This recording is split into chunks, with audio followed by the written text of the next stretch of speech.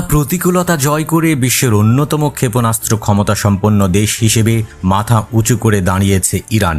দীর্ঘ 4 দশকের নিষেধাজ্ঞা, অবরোধ ও আন্তর্জাতিক চাপের বেড়াজাল ভেদ করে দেশটি এখন অন্যতম পরাশক্তি। নিজেদের বিজ্ঞানীদের নিরলস পরিশ্রমে তৈরি এই মিসাইল সক্ষমতার মাধ্যমেই আমেরিকা ও ইসরায়েলের আগ্রাসন রুখে দিয়েছে দেশটি। সাম্প্রতিক সংঘাতে নিখুঁত মিসাইল হামলার মাধ্যমে পরিপক্ক প্রযুক্তি ও কৌশলগত শক্তির প্রমাণ দিয়েছে তেহরান।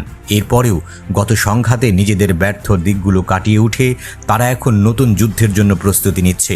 ইসরায়েল ও আমেরিকাকে শায়েস্তা করতে নিজেদের মিসাইলগুলোকে আরও আপগ্রেড করে ফেলেছে। ইরান এখন বিশ্বের শীর্ষ মিসাইল শক্তিগুলোর একটি বলে মন্তব্য করেছেন দেশটির প্রতিরক্ষা মন্ত্রণালয় ও সশস্ত্র বাহিনীর লজিস্টিক বিভাগের মুখপাত্র ব্রিগেডিয়ার জেনারেল রেজা তালাইনিক। মিসাইল সক্ষমতার কারণেই শত্রুপক্ষ এখন ইরানে হামলা চালাতে ভয় পায় বলে মনে করছেন তিনি। বিষয়টিকে ইরানের কৌশলগত বিজয় হিসেবে দেখছেন এই কর্মকর্তা।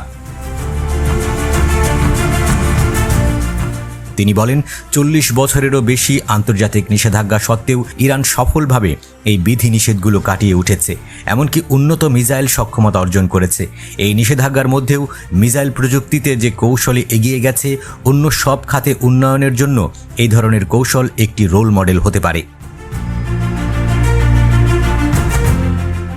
গত জুনে ইসরায়েলের সামরিক আগ্রাসনের জবাবে ইরান দেশীয় প্রযুক্তিতে তৈরি মিসাইল ব্যবহার করে প্রতিশোধমূলক হামলা চালায়। ইরানের মিসাইলগুলো ইসরায়েলের 3 স্তরের আকাশ প্রতিরক্ষা ভেদ করে বারবার আঘাত হানে। ইরানের মিসাইলের এমন সক্ষমতা দেখে হতবাক হয়ে যায় ইসরায়েল ও তার মিত্ররা। সেই স্মৃতি স্মরণ করে ব্রিগেডিয়ার জেনারেল রেজা তালাইনিক বলেন, ইসরায়েল ইরানের উপর জোর করে 12 দিনের যুদ্ধ চাপিয়ে দিয়েছিল, কিন্তু ইরানের মিসাইল শক্তির কারণে উল্টো তারাই বড় ধরনের ক্ষতির মুখে পড়েছে। গত জুনের যুদ্ধে ইরানের হামলার ক্ষয়ক্ষতির তথ্য আড়াল করেছে ইসরায়েল। তবে যুদ্ধের ইসরায়েলের ভেতরকার আসল ক্ষত সামনে আসতে শুরু করেছে। ইরানের হামলার লক্ষ্যবস্তুগুলোর মধ্যে ছিল ইসরায়েলের কিরিয়া সদর দপ্তর, প্রধান বিমান ঘাঁটি, গোয়েন্দা প্রশিক্ষণ কেন্দ্র এবং কমান্ড ও নিয়ন্ত্রণ স্থাপনা, যেখানে যুক্তরাষ্ট্র নির্মিত F-35 স্টেলথ ফাইটার রাখা ছিল। ইরানের মিসাইল হামলায় এসব স্থাপনা অনেকটা ক্ষতিগ্রস্ত হয়। এছাড়া পশ্চিম এশিয়ার বৃহত্তম মার্কিন সামরিক স্থাপনা কাতারের আল উদেইদ বিমান ঘাঁটিতে মিসাইল হামলা চালায় ইরান। এরপর তড়িঘড়ি করে যুদ্ধবিরতির ডাক দেন মার্কিন প্রেসিডেন্ট ডোনাল্ড ট্রাম্প।